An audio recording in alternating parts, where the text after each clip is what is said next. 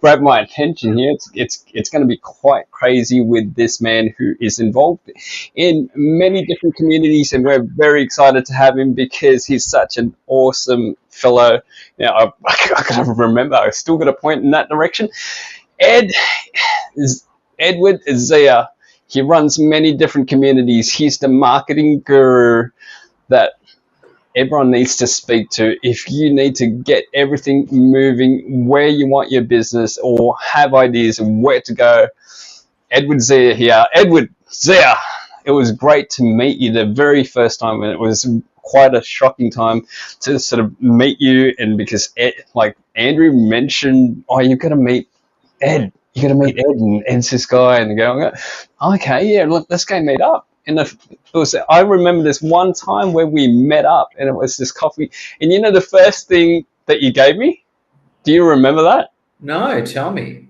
Do you remember the mug that you gave me? I was thinking that. Yeah, I used to give out mugs in those days.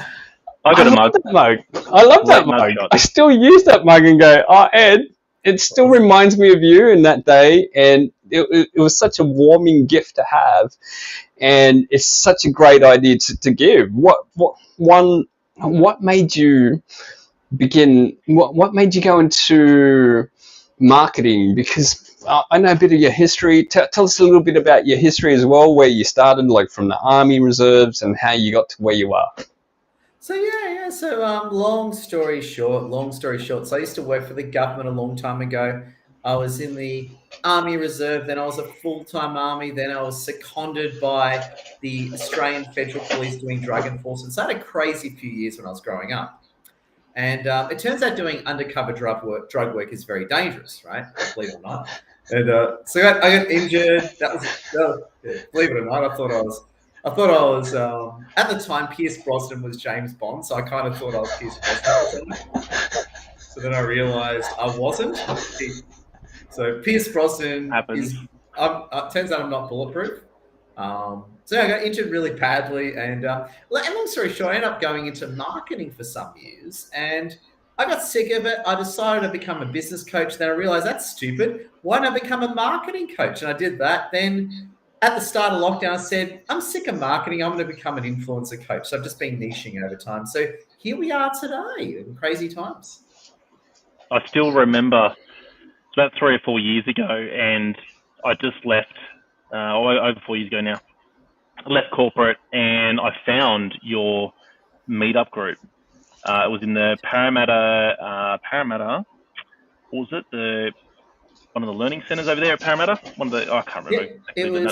Was it the Western Sydney Education Hub? There's part of Parramatta College. Was that it? Parramatta College. It was at Parramatta College. Great guys.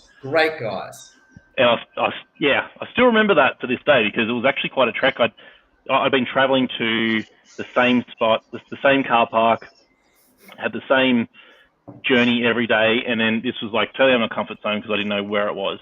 And I turned up, I think I was half the day late. Still got there.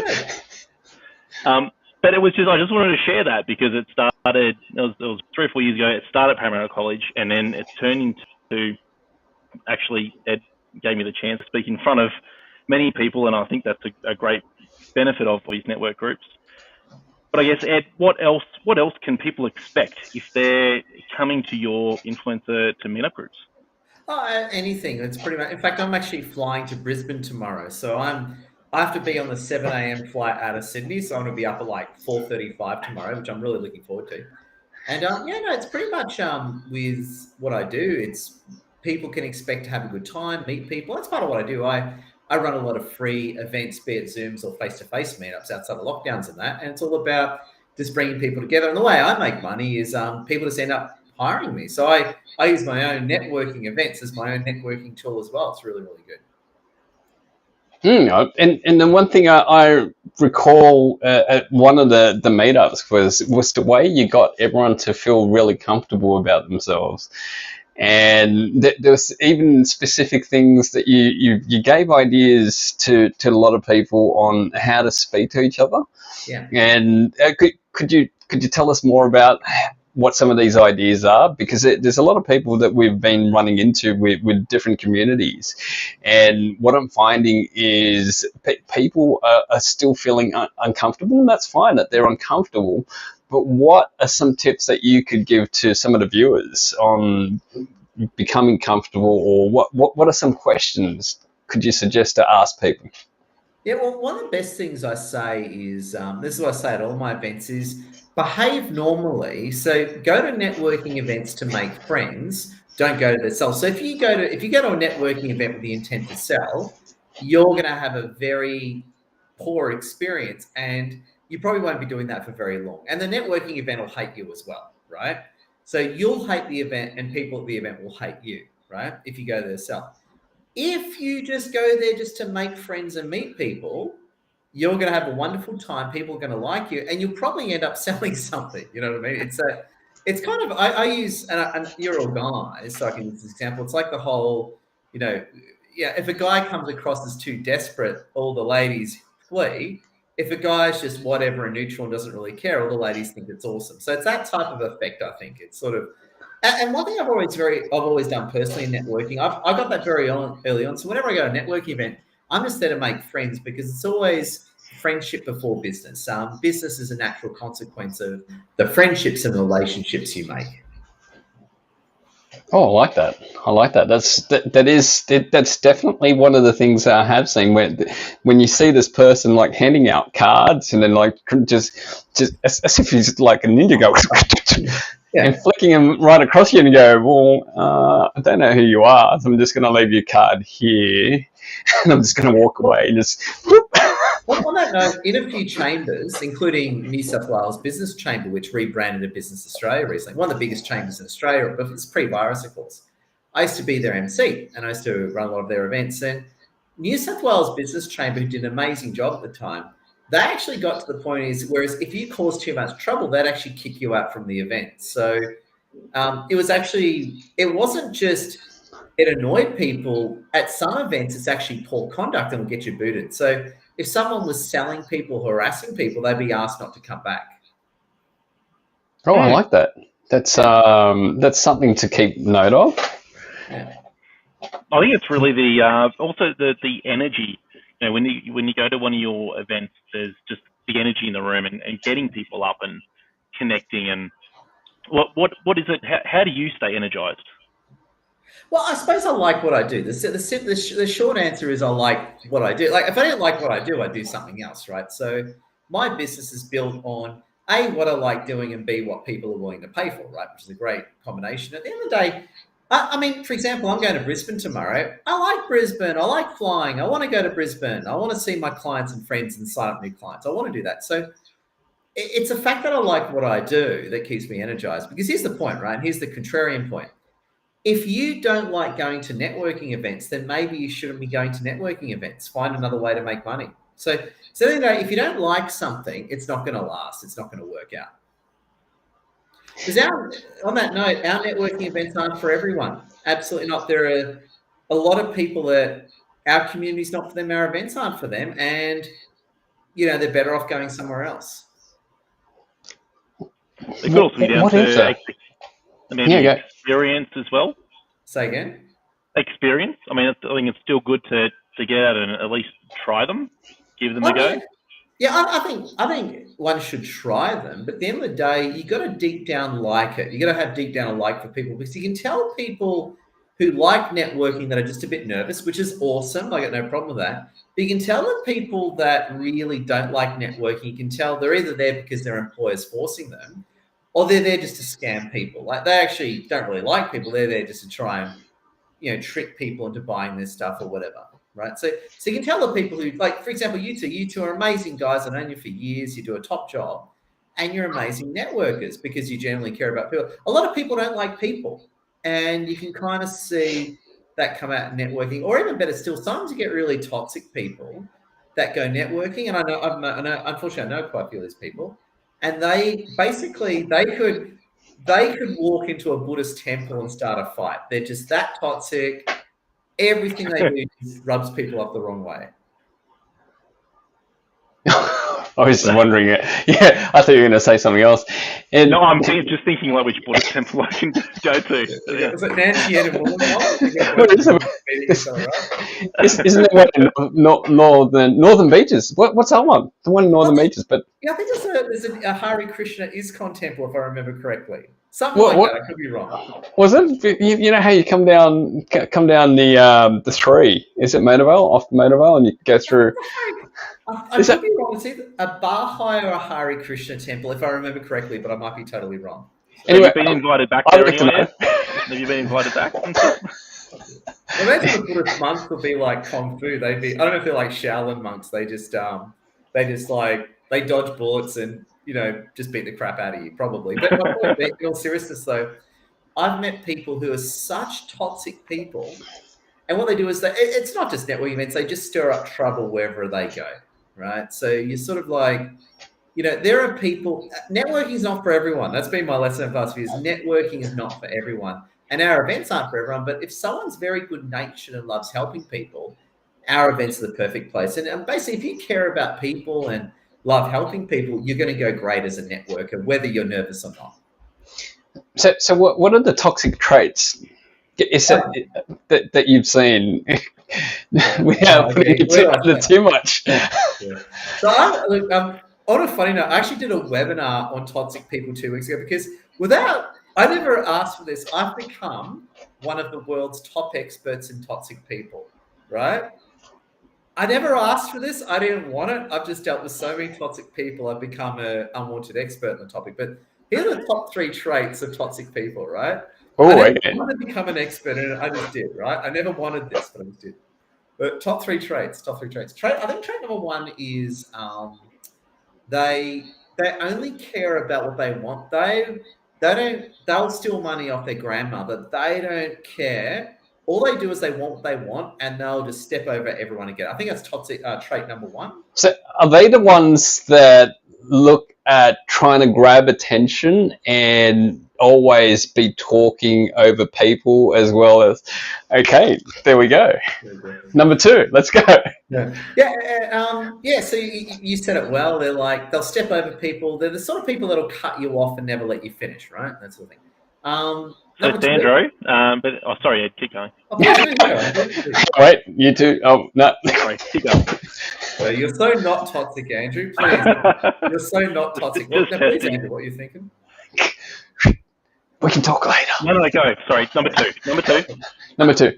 Number 2, I think, is they're quite narcissistic. They can't do anything wrong. So in their minds, they can't do anything wrong. So if you criticize a toxic person, they usually have an absolute meltdown because in their narcissistic minds, they're perfect and the world is a problem. So if you say, hey, listen, even peacefully after this problem, hey, look, we've got a problem here. It's your fault. It's their fault. The world's against them. They're the victim and you're just evil. So that high levels of narcissism, I think, is a common trait as well. I'm sort of like going around because of all the things that we've been involved with social media. A lot of these things, especially the term narcissistic, has been thrown around so often by many different people who have experienced these things, as well as, and it's sort of like they don't have accountability, do they? They don't have this. It was a little bit my fault in some sense because I sort of egged them on or said something else, but I got angry and they got angry. So, yeah, okay. Yeah, and toxic people are very good at that. Toxic people are they're very narcissistic in that nothing's ever their fault, right? And that's what it is. And the third point, I say this all the time, is they have to involve other people in their toxic behavior. So, for example, I've seen this play out. A toxic person can't just sit in the corner and be toxic, right? They have to spread their radioactive poison to everyone, right? And I see it so much because I've had toxic. This actually happened to us last time I was in Melbourne. Really, this is bad, by the way, but I'll tell you the truth. But we have this wonderful, I'm trying to protect the person's identity. We have this wonderful person in our community who is quite large, right? They're quite obese, right? And I'm not saying that's a judgment, I'm just telling you what they are. And I got no problem with that. Now, this person came to one of our events and made fun of this larger character, right? Basically fat shamed him, right? So then I kicked him out, as you do, right? I wasn't there. I kicked him out remotely because I got told by the leader. Anyway, and I went to Melbourne. This person, they had a beard this time, so I didn't recognise him. But this person came. So basically, last time they were all clean shaven and that, but this time they had a beard. I didn't recognise him. But this toxic person who fat shamed one of our members came back to one of our meetups, and it wasn't until about an hour later that someone said, "Ed, is that the guy you kicked out?" I'm like, "Oh yes." Another And the guy persona. but when he spoke to me, I was like, something's off about this guy. But it wasn't until an hour later that my friend said, "Oh, that's," and I'm like, "That son of a," anyway, just I don't want to make a scene, but you know the deal. Yeah. So what do you think now that we're on this topic about energy as well? Because I've been delving into energy. What do you think of vibrations of people? Like these toxic people, right? They're at such a low vibration that they're not even vibing with you because you're sort of at this level where you're vibing and it's like real quick compared to someone else who's like, real angry or all these other things that happen, and they tend to drag some of the people down, right? Yeah. Do you, and that's what I'm gathering from this point where it only takes one person to poison maybe 1, 2, or 3 different people. Yet those other 3 would then start vibing at that level and start spreading this poison that you talk about. And I've seen that too. Yeah. And it's like that. They can really poison your groups. But then the other side of that coin is that if people are vibing really high, the toxic person doesn't get anywhere. That's the other side as well. So the two things that happens, the toxic person either drops their act and behaves normally or they leave. So I had a funny one. You guys will appreciate this actually. And I know you'd like this one, Andrew. So a few months ago, so every few months, I just do a webinar bashing toxic people for an hour. And people love it. We just have this basically how to deal with toxic people webinar. So I run webinars every week, but every 3 months I'll do a toxic one, right? Basically how to deal with toxic people. And everyone shares their crazy stories, right? And I remember one time, this was the last time I did the webinar, like a few months ago. Did a webinar on how to deal with toxic people. And there was this person there, it was over Zoom, you could tell they were pissed off. They were just unhappy. They weren't like you or me going, yeah, they were like this. They were just like, they were pissed, right? They were not happy. I was just talking about how bad toxic people are, how they destroy lives. Basically, I'm just doing a rant on toxic people. Basically, if it wasn't for toxic people, the world would be a great place type of angle, right? And this guy was not happy. And then he just turned off. It was like 40 people there, right? He just turned off his mic and started going, why are you bashing toxic people? Blah, blah, blah, blah. And I just said, come on, I'm not bashing toxic people. I'm just talking about what they are, just describing them factually. And the guy said, this is wrong, this is terrible. And he left the webinar, like in front of 40 people, just had this weird outburst and left. And everyone just joked, yep, he's the toxic one. Yeah, toxic guy. Yeah. Basically, it's sort of like I use the metaphor of the guy who cheats on his wife. Like if a guy's not cheating on his wife, he's got nothing to worry about, doesn't care. But the guy who cheats on his wife always has a guilty conscience. It's like that. He's like, this guy knew he was toxic, so the sweat was sort of pouring out. Like, I'm not doing it okay. I'm not toxic. No one said you were, buddy. Yeah, we know. And everyone, it was hilarious. Everyone collectively was laughing at this toxic loser who just did this weird. I didn't say anything. I don't even know the guy. Just did this weird outburst. So, but that's the point of toxic people. He was so toxic, he just couldn't sit there and listen or leave quietly. He had to make a scene. So it was classic toxic behavior.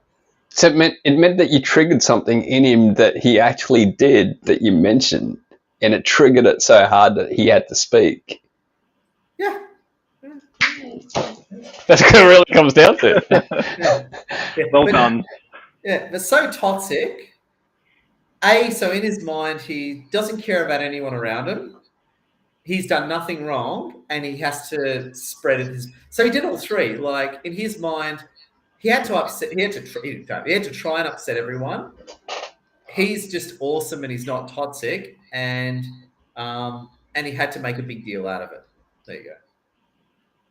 And you found out, and then everyone was happy after that. Oh, everyone's laughing. They're like, he's a toxic one. Everyone made all these funny comments in the Sims saying, "Scratch one toxic person." He's off crying to mummy. He must be, it's funny. Well, we better get back onto the networking events and wrap this up. But you've got a online one tonight. Yes. International. Yep. International one tonight. We'll put a link somewhere in the comments so people can find it. And yeah, thanks for coming on, Ed. Thanks for joining us. How often does that happen? Because I keep missing these things. I either have my kids or something else is happening. Like tonight, something's happened. I think you and I need to talk a little bit more often to sort of figure out what you're doing in your communities, and we sort of need to figure out what we all need to do is like collaborate and work. Yeah. Please, thank you.